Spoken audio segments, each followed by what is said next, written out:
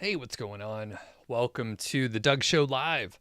I think we have a couple people in the chat already. We have Marcus and Couch out there from Arizona. And Marcus noticed the same thing that I did. My buddy, Alex Cooper, he's doing a live stream at the same time. And I was looking forward to checking out his live stream. I thought it was going to be an hour before mine and it would seamlessly go from his to my live stream. But I don't know if he changed the time or if I saw it wrong. But you know what? I claimed this time because I've been doing it at this time for, I think, for longer. So we'll see who wins the battle. But thanks for popping in. Today we're going to talk about, what did I title this? Stories about side hustles in 2025. So I don't have anything planned. All right. We're just going to talk about things that we've heard about. So one thing we're going to do is talk about the Etsy print on demand. So I've been emailing about this a little bit. It's been on the channel. We have Emily, who was on the channel few weeks ago. And she basically learned how to do her Etsy print on demand stuff just from like watching social media posts and like doing her own research. And then she partnered with a company that has like a couple other courses related to Etsy, and they started working together. So, you know, that's the course that I'm going through. I'll be putting together my Etsy print on demand shop. And the thing is, like, I've had a print on demand shop over at Redbubble, and I think I just picked it because someone told me, hey, Redbubble seems fine. Why don't you use that? And I didn't think about the fact that there aren't many people that go to Redbubble to browse around, but there's a lot of people that go to Etsy. So that's the thing. So she started with essentially like no skills. She wasn't a graphic designer, and then she started using Canva, which I'm actually a pretty decent user of Canva. And she earned, I think in 2 years, about $500K. I'm pretty sure that's the top line revenue, but I'm not 100% sure. Anyway, she's doing really well, and you could skip back and check out that video. The other thing that I'm seeing, because I'm on a couple email lists. Hey, what's up, Paul? Good to have you on here. I'm on a few email lists, and I'm friends with some of the people that I'm on their email list, and other people I'm on their email list just to kind of see what's going on out there. And probably like a year ago, yeah, we have time. So about a year ago, I signed up for a bunch of like SEO and marketing and a bunch of other email lists to see what people are talking about, but also to network with those folks. Because whenever you sign up to the email list and you like reply back, that's a good sign from you that you want to get those emails. So when like Gmail sees that you're opening the email and you reply back and all this stuff, it helps your, open rate. So basically, if you reply back to someone's email list, they're probably going to read it. They may not respond to everything. Everyone's a little bit different, but a lot of people respond to like every single one. And it's a good way to just like understand what the people on your email list are interested in. So I've signed up for several of these email lists. And in the last, I would say 4 months, I've unsubscribed to most of them because a lot of them were just not that great. And I was like, how was this even listed as, one of the top email lists in a various, niche or topic area? Completely puzzled because number one, some of the people just didn't email much. And then the other part is like, they weren't really, it seemed like they didn't know what the fuck they were talking about, number one, but also they didn't have much direction. So they're just like grasping at straws, different things they're trying. I wasn't quite sure what was going on other than people were taking the somewhat poor advice of like fake it until you make it. I mean, I think you can talk about things that you want to talk about without like making it and being successful or whatever, or reaching your ultimate goal. But like, don't fake it. But there were a lot of people that were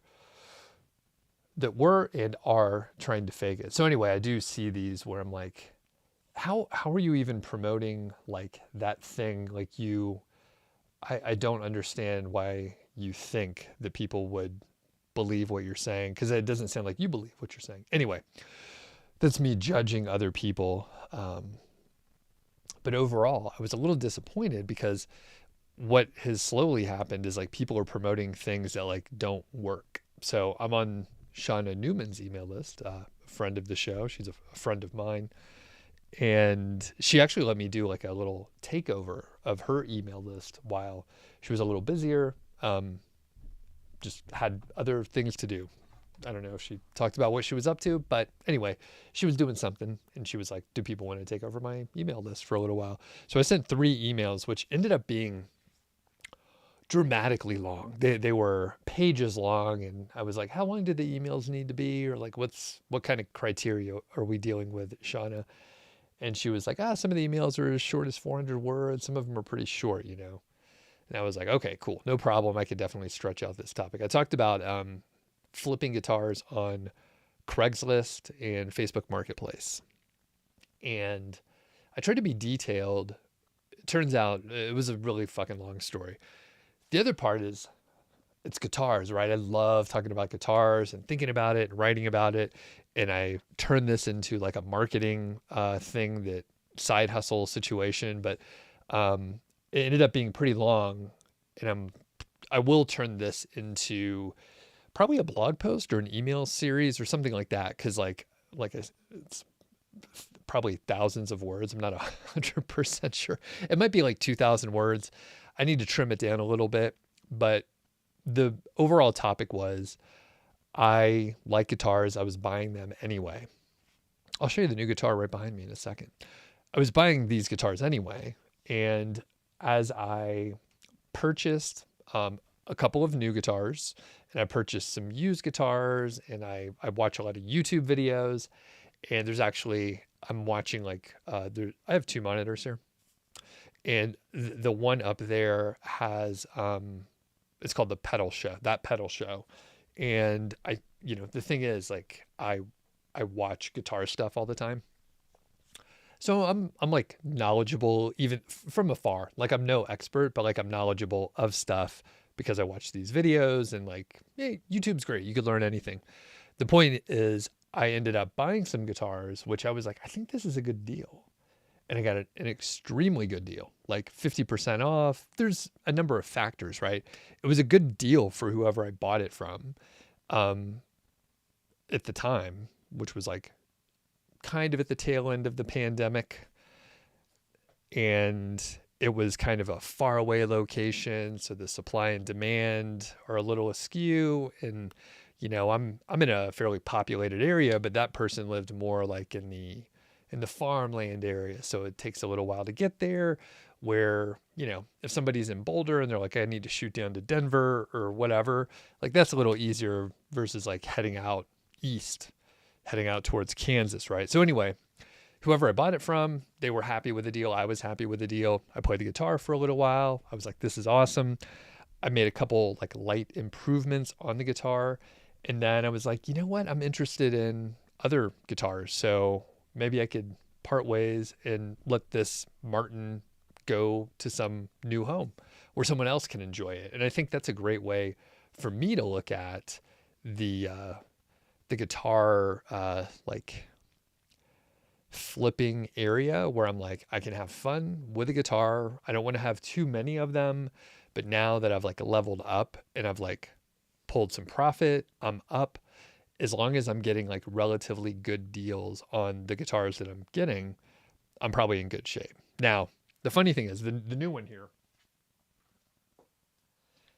I did get a really good deal on this one here. So it's an Eastman, and it's a Les Paul Junior style for the guitarist out there that know. So super light, and it has sort of like a relic thing. So, it's like lightly scratched from the factory and stuff like that, which is cool. Cause like when you buy a brand new guitar, or a new car or whatever. It's a little scary to get that first scratch on there. But this one, it's already like, it feels like it's 50 years old. It's awesome. Sounds amazing. Yeah, super fun guitar. But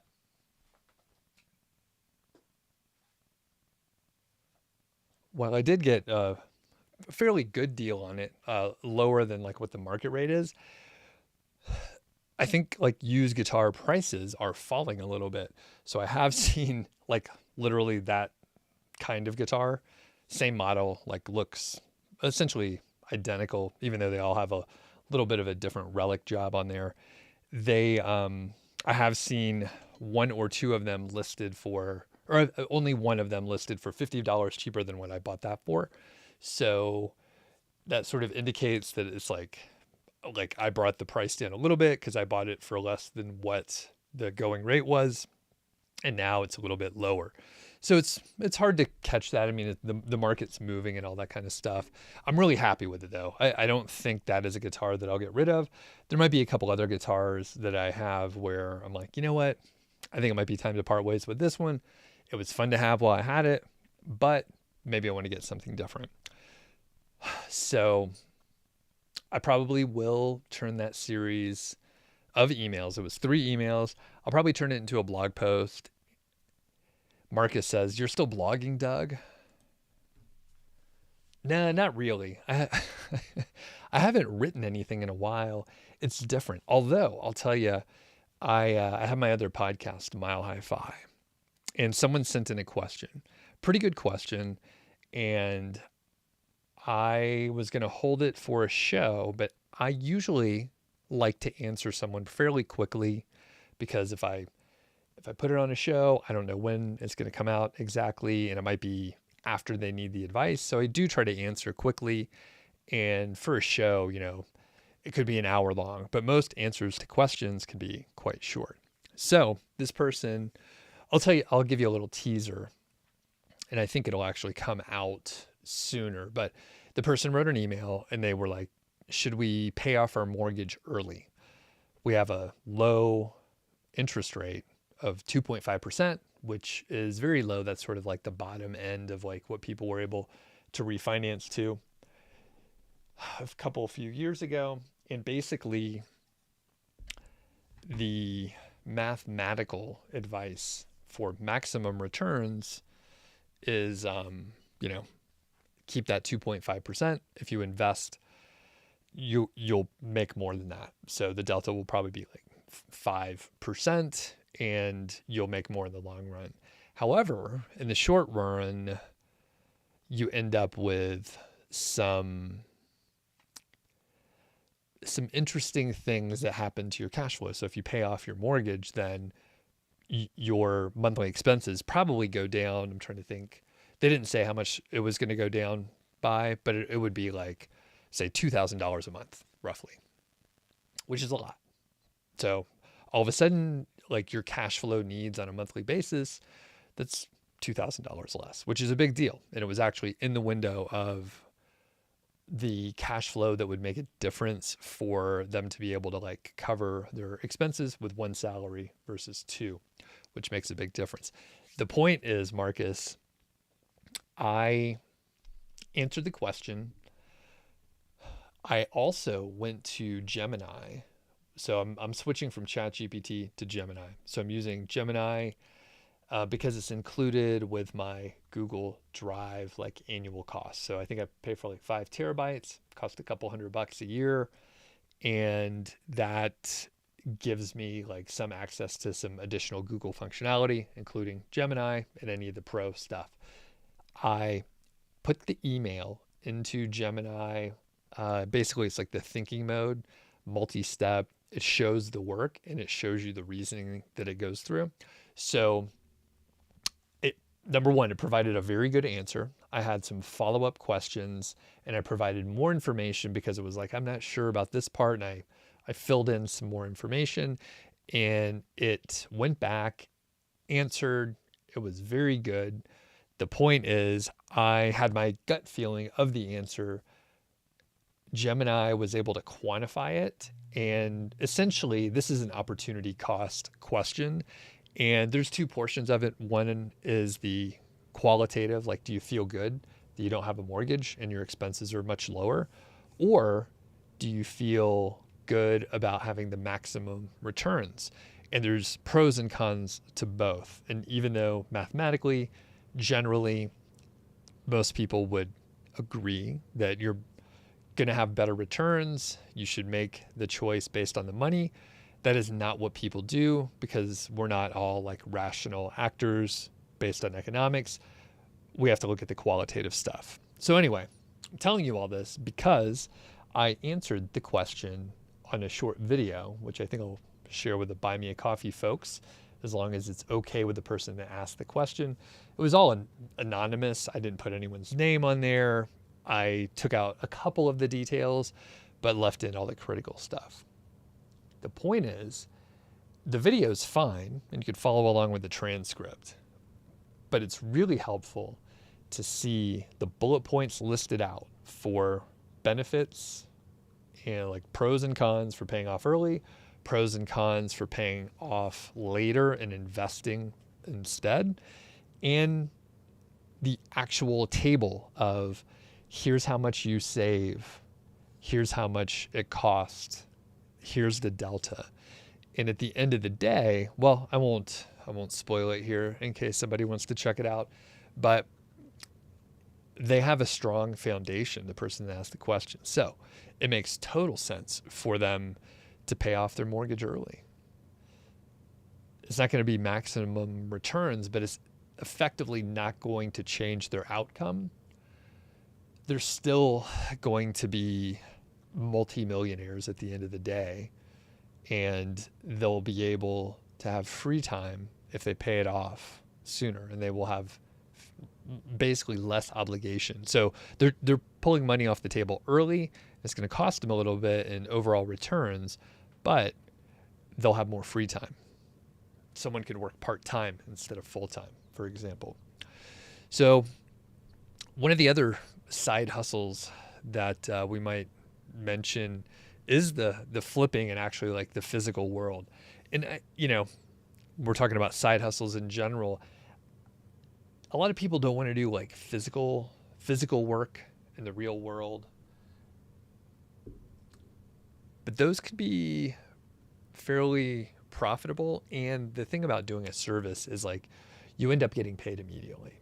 So, versus a lot of the stuff that we talked about in the past, where we're like building a website, we're like publishing stuff for a while. First it was like, hey, it'll take a few months. It'll take 6 months before you get any traction. Then it was like, it'll take a year before you get traction. Then it's 2 years before you get much traction at all, but just keep on working hard and it should pay off. And I was over here saying that same thing probably 2+ years ago. It's been a while, but it's totally different if you're working in the real world and you're like, you know what, I want to do like German tutoring. So my wife has been studying German for a couple years, and the last, I would say, year, she's been more serious about it. So she has a couple workbooks, and she's starting to hire tutors on, I think she's looking on Fiverr, and she's been able to check some stuff out and like work with a couple people. But something like that, you get paid immediately. You do have clients, but you could basically like work with who you want to. And the funny thing is like she's been having trouble like getting the people to follow up. It's pretty funny. So like some people will reply back quick and they'll say, hey, all right, we'll get back to you soon. We'll schedule something, and then they don't schedule anything. It's kind of weird. Paul is on here. What's going on? Yeah, happy Tuesday. It's Mardi Gras. That's right. And yeah, Marcus. So she's been studying via Duolingo for maybe like it might be longer. It's like 4 or 5 years, something like that, maybe a little bit longer. And she has like a couple friends in town. They're all studying German a little bit. So pretty funny. And she hasn't done much language learning in the past. I haven't either. I mean, I took Spanish in high school for a few years.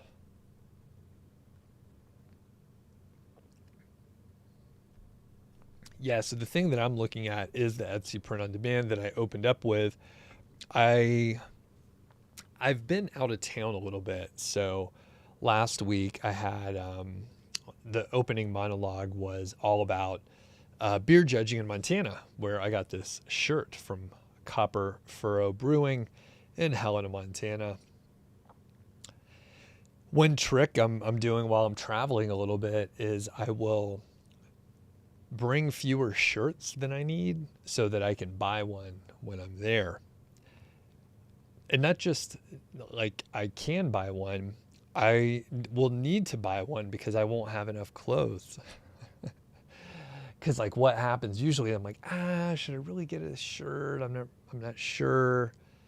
And the other part is like a lot of times in the past, up until like the last year, I think like a lot of people, I just bring more stuff than I need. So I was like bringing like, I'm like, I'll bring an extra shirt just in case I get sweaty one day and I want to have an extra shirt.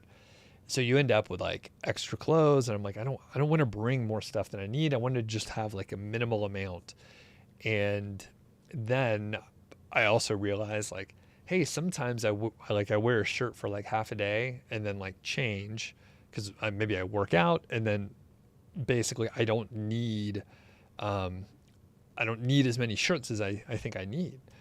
So I end up with like more clothes than I need. So what I ended up doing is just like I'm bringing less stuff. I am going to a conference coming up before too long here in about, it's just a few weeks. So it'll be in Cincinnati called Economy. And I think occasionally I see some folks from this audience there. So if you are going, let me know. But basically, there's a couple of my friends that are like, I'm having t-shirts made. So they said, I'll give you a t-shirt. And I was like, cool. I'm not going to bring enough clothes. So I just need to double check with them to make sure that they are bringing a shirt and that it will be the right size. And then I'll just bring like one shirt with me, and then other people will give me shirts while I'm there. Or maybe I'll buy one. Like last year I got a beer shirt. But there are people with shirts that want to give me shirts, and I'll wear it around. That's good. I usually wear my own shirt, the Mile High 5 podcast, but I don't know. Maybe I'll just bring like one or two of them this year, and then other people will give me shirts. That's fun. And then if I need to buy one, I can buy one somewhere else. It's cool. One fun thing, speaking of beer, they are there's a cool tap room / restaurant. Is it like Taste of Belgium or something like that? It's like a Belgian beer bar that's 1 block away, and I think it's relatively new. We went there last year, but yeah, it's awesome. I'll definitely go there again. Pretty good food. I think I got like chicken and waffles or something, like Belgian waffles, but they had a killer beer list. I think I got the like the Duvel 666. That's a tasty one. Really good beer. So as far as other side hustles, what are people into? I talked to Heather Ferris I think it was last week, and then she was on the live stream with me last week as well. But she's a Pinterest expert, and I know, so many people are interested in making Pinterest work for them, and, viewing it not only to like diversify their traffic if they're still getting traffic, but to, get people going to their site. And I'm just not a Pinterest user, so it's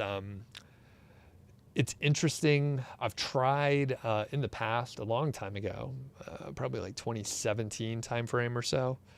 And it just didn't work for me. And it's because I'm not a user.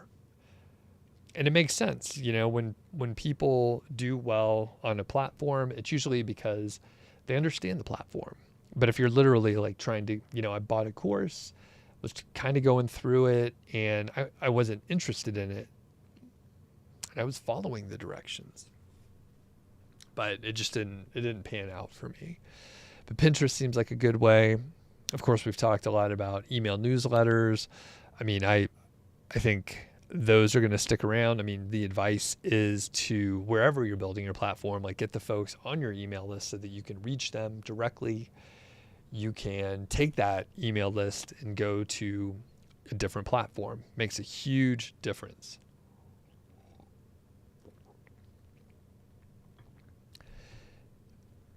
And Marcus says, went to Belgium a year ago.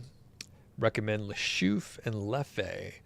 Yeah, I love those. I was going to say I have a Le Chouf glass, and I can't remember if I don't think I have a Leffe, but yeah, they do the blonde. They actually have a brown as well. And both of those are widely distributed here in the US. So they're fairly, especially the Leffe. I think it's part of the Anheuser-Busch, or whoever owns them now. Is it Modelo? It's all like consolidated, but Leffe is like fairly easy to get and, crazy enough, somewhat inexpensive. There's a lot of great beers here in Colorado, but they, especially the hoppy ones, are way more expensive. And the Leffe is like $10 a 6-pack the last time I got it a few months ago. And I got to watch it, otherwise we'll just talk about beer all day long. And that's exactly what we did in Montana. It was so fun. I do have an episode coming up. There's a guy that I met at FinCon last October in Atlanta, and he was like, hey man, I watch your YouTube channel and blah blah blah, I have a channel, so on and so forth. He's like, I'm up in Montana. And I was like, no way, I'm going to be going to Helena for a home, or it's not a homebrew, it's the Montana Beer Awards. So anyway, we connected up there. He had a very cool studio. So I recorded that and I'll publish it here. Basically, he interviewed me. I asked him a couple questions, but he basically interviewed me. One of the big things, he was like, hey, I have this YouTube channel. He's been working on it for a little while, and he has like a prime like studio, like great lighting. He has a nicer camera than me. The lens looks great. I think he could potentially put some soundproofing, more acoustic treatment kind of stuff up. It's echoey in the actual room. The microphones don't pick it up, but you could hear it through the headphones at times. Anyway, he could slightly improve, but otherwise it's like awesome studio, great lighting. Like it was a really fun thing to do. One question he asked, he was like, all right, if I wanted to make like 5 to 10K per month within the next year on YouTube, like what would you recommend? And I was just like, I don't think you can do it. I think it's really hard to do. So I did back up after, I think it was 30 minutes passed, because I was like, I don't think you could do it. Everything's harder than you think. Everything takes longer. I don't think you can do it. But I went back and I was like, I don't think you can do it in 1 year. I think maybe 2 to 3. Like if you could figure out some unfair advantage when you hear about someone that gets started on whatever platform really quickly. Let's say they hop on YouTube and they do a really good job in like the finance space.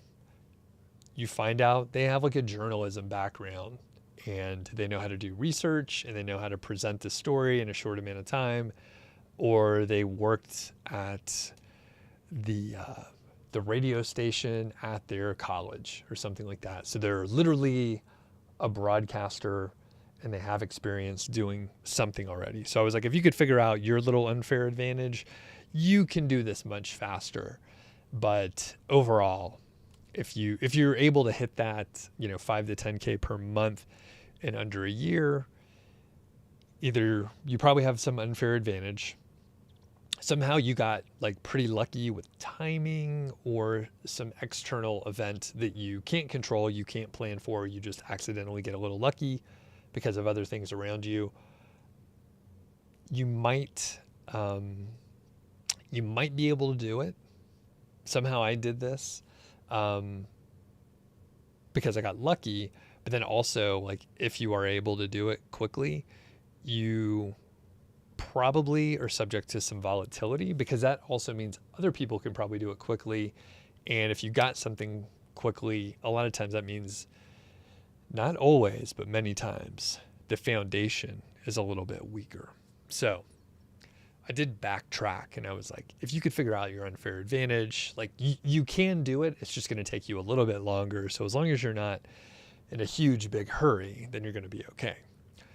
The other thing that I mentioned to Andrew was, like, you might get started with something and you'll get some experience. Like, he started on YouTube and he was like learning about whatever thumbnails and the technical aspect of recording and sound and the 80 other things of whatever you have to do to publish a video, you know. And it won't be that first thing. Like, you're learning some things. And like I said, Andrew went to FinCon, so he's networking and meeting other people. And what might happen is you're putting yourself in a position to do something else in the future and have like partnerships with other people. So that might be the thing. So, you know, I mentioned Emily for Gift Lab.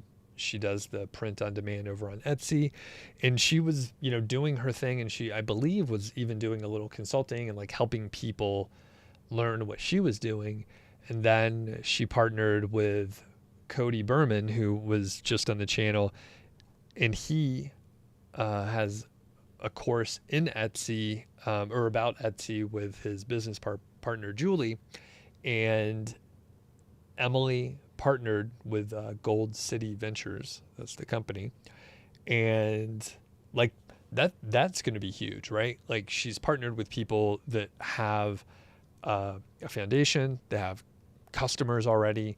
And the fact that she's able to partner with them, she's only able to do because she tried to do this other stuff on her own before and was successful with it. So sometimes it's not the first or even the second thing that you try. You end up building skills, building your network, and then opportunities pop up. And then you could actually be selective at that point, because you're probably, you know, successful on your own. So you don't have to take anything that comes your way. You can be very selective. Marcus says, I think people underestimate the power of branding. Yeah, I think there's definitely some value in that.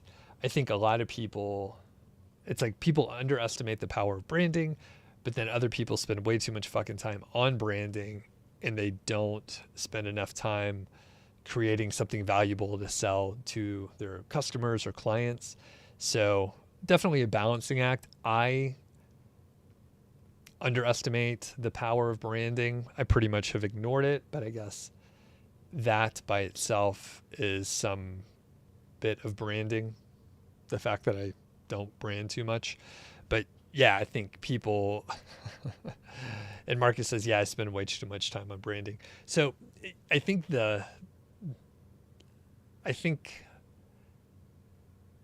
well, some people spend too much time, some people don't spend enough. So there's some Goldilocks zone on that.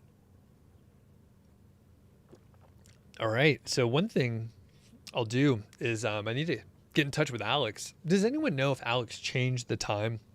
I'm talking WP Eagle, Alex Cooper, my buddy. He was on here a couple weeks ago, and I thought for sure his was scheduled for 1 hour before me, and I was like, cool, that's going to be great. And then when I popped on I was like, hey, I'm going to start watching Alex's channel.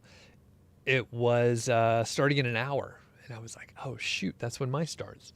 So we have to align our schedules, because I think, you know, Alex and I can help each other out. People like these live streams. It was cool having Alex on a couple weeks ago. But when we do them at the same time, we're just, we're cannibalizing.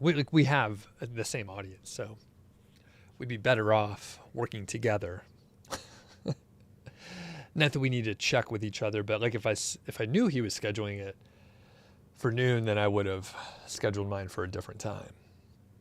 So yeah, if anybody knows. And I know a lot of y'all are like watching both, so I just have to do my best to try to be more entertaining. Hopefully Alex will be publishing more.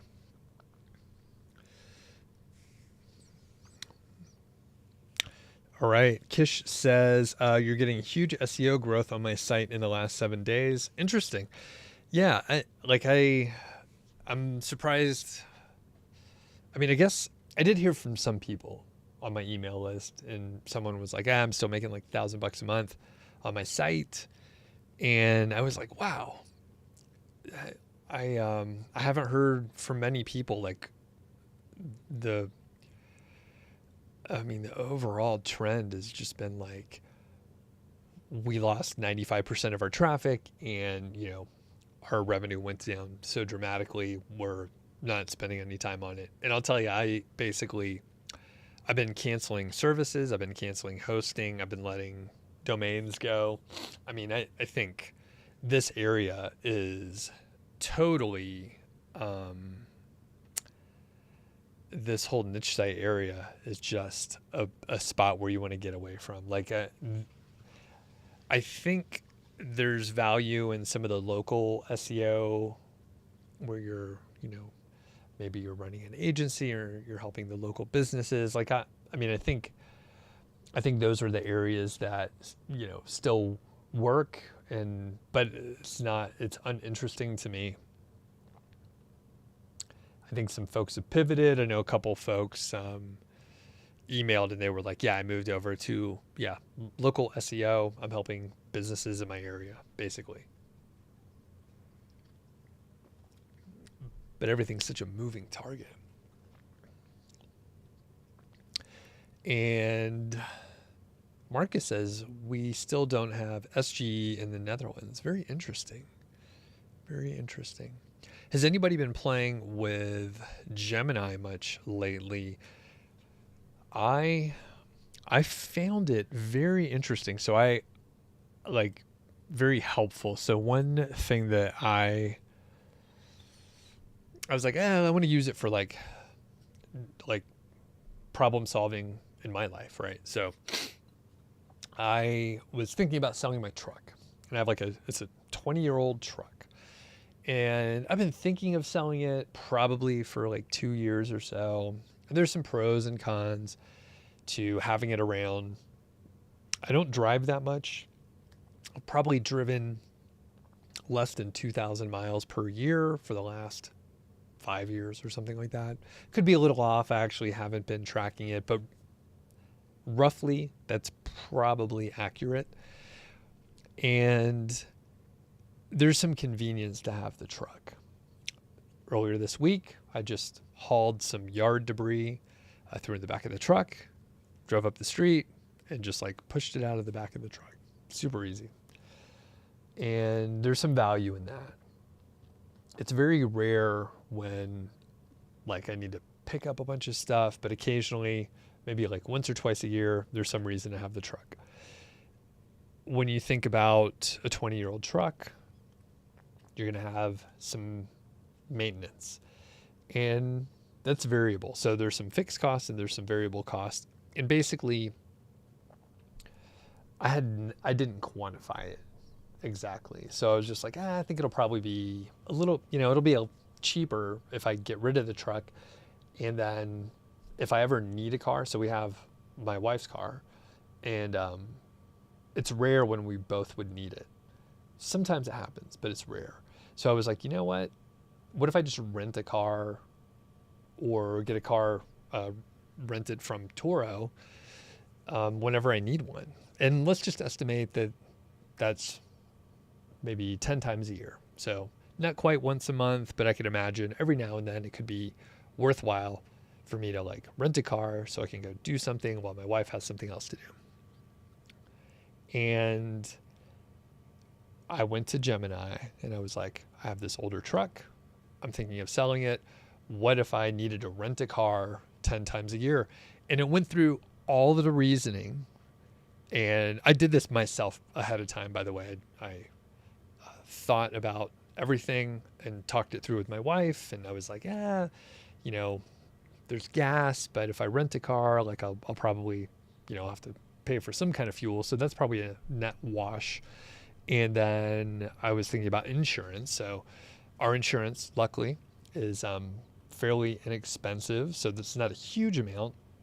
You always have like some normal maintenance, um, windshield wipers, washer fluid.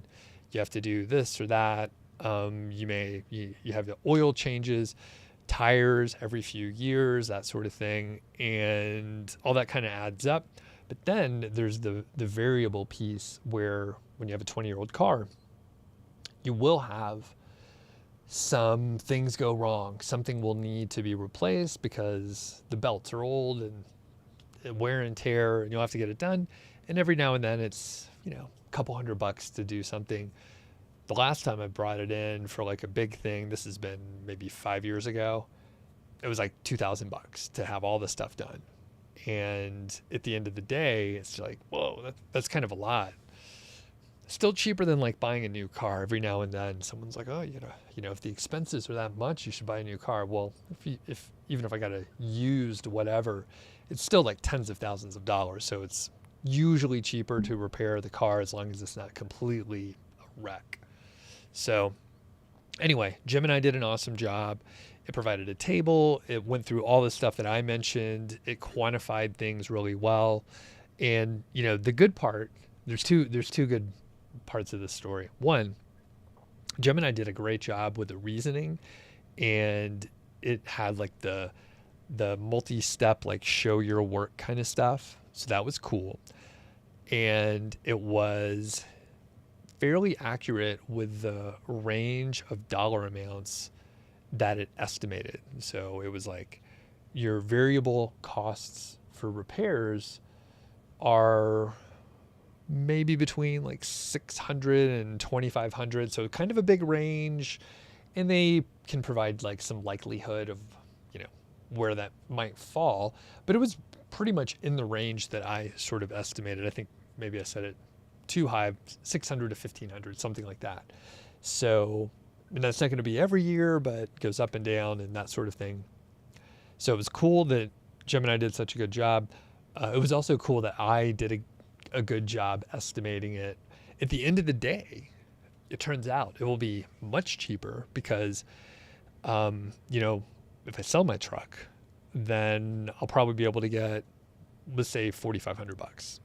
So not a huge amount of money, but I've had the truck I bought it in 2006. It was lightly used when I got it. So I've had it for 19 years. I paid $12,000 for it. And if I could sell it for like 4 or 5, then that's great. So number one, you have that money, but the ongoing cost annually was more than I expected. So the delta on that, I won't show you here because it's a longer thread, but basically there was a little table. So the annual cost of me owning the car, owning my truck, is probably, it gave a range of $3,200 to about $6,000. I think it's probably like $3,500, like it's kind of on the lower range. Again, I don't drive that much. My insurance is low. So the annual cost of the truck, call it $3,500. The annual cost, if I just rent a car whenever I need it, that is probably going to be under $1,500, something like that. So we're looking at $1,500 cost versus like $3,500. So fairly clearly like cheaper for me to get rid of my truck and just rent a car whenever I need it. This is all based on the assumption that I probably only would need to rent a car maybe about once a month or so. The other thing is like there's the one-time benefit of me selling the truck, call it $4,500 or so. It's 20 years old. It's a little beat up, but it is a V8, and essentially people could like haul their camper on there. It's a full-size truck, so like people can go on dirt roads with big bumps and all this stuff, and it'll totally be fine. Get haul their boat or their whatever kind of stuff they want to haul behind it. Boat, camper, I don't know whether people haul another car behind it, whatever they want to do, right? So I will probably, speaking of Craigslist, right, I'll probably put it up on Craigslist and or Facebook Marketplace and get rid of it. So I'll probably wait a few weeks, but I think I'll be able to sell it, and then it's a net benefit, like right off the bat. You know, I'll get some cash, and then maybe I could buy a new guitar then. I mean, I don't have my eye on anything specific. I mean, I'm thinking of a couple things, but I don't need that. Yeah, but Gemini, so I'm using the 2.0 Flash Thinking Experimental, and it shows like that it's best for multi-step reasoning. So there's also Flash Thinking Experimental with apps, and that actually does reasoning across YouTube, Maps, and search. So that might be able to give me a little bit more information. They also have the 2.0 Pro, which they say it's best for complex tasks. And then we have 1.5 Pro with the deep research to get in-depth answers. I think they need to do a little bit better job differentiating, because I'm like, I don't know. I don't know which one. I don't know which one I need to use for different stuff. Obviously, if there's like some information on YouTube and then maps and search, like maybe I need to use that one if I need external information. But for the stuff that I've done so far, it's like, I don't think we need real-time info or anything like that. I think it could be interesting. So I'm not 100% sure how good the writing is from Gemini versus ChatGPT versus Claude. So when Claude first came out, they didn't charge for the Pro version. I was using Claude quite a bit, and I thought it was good with the writing. I didn't do head-to-head stuff with ChatGPT and Claude to compare, like, do I think this content's better? Do I think that content is better? It seemed like most of the time Claude was detected less on the detectors for AI, of which I think people essentially nowadays, everyone's just like, it doesn't matter. And the checkers are horrible. One thing that I did, I grabbed the transcript from a live stream like this, and then I put it into one of the AI checkers, and it said it was like 100% AI written. And it was literally my transcript of me talking just like this. So I was like, these are kind of garbage. I think it's kind of pointless now. I'm not sure, maybe like schools or universities might find it beneficial if they're trying to see if people are cheating. But the fact is, like, the tools do a horrible job, and they're not very accurate, I would say. So I'm not sure how well Gemini does with writing, but for kind of some of the stuff that I've been looking at, especially this reasoning stuff, I think this is awesome. Like, I can take these, Marcus, to your question about me blogging. Like, I probably won't like write it from scratch. I'll spruce things up, and maybe I would change the phrasing. But when I look at some of the copy that they have on here, it's like straight to the point. There's no bullshit in there. They're not making it too fluffy. It's just the facts. And I would say, like, if I wanted to improve it, I maybe would take it and then take the straight response and then put it into a specific, I don't know, I can't remember what they call them. In Gemini, they call them gems. Smart. So gems, they have a gem manager. So basically, I would potentially say, write this as simply as you can and take out any unnecessary words. Don't use any adverbs. Like, just like say this in the fewest words possible, which is generally probably the best way to say it. Which I do try to do when I'm writing, but never try to do when I'm talking. I mean, I try to, but like, we got to fill time here, right? We're trying to hit an hour. That said, we are coming up upon the hour. Heads up, next week I won't be around. Got a couple busy things going on. So I was like, you know what? I'll take it off next week. I'll be back around on March the 18th, so 2 weeks from now. I hope to get a guest for that. So I will chat with some friends and see who can join me live. Marcus says this: if blogs are dead, would it make sense to share these written pieces of content elsewhere? Good idea. Like on social media, I'm thinking about sharing on LinkedIn more. Yeah. So one thing that I said earlier in the year, because I was a bit enthusiastic about it, is like doing video over on LinkedIn. But yeah, to your point, I think if like, people aren't going to blogs as much, publishing it wherever you can is good.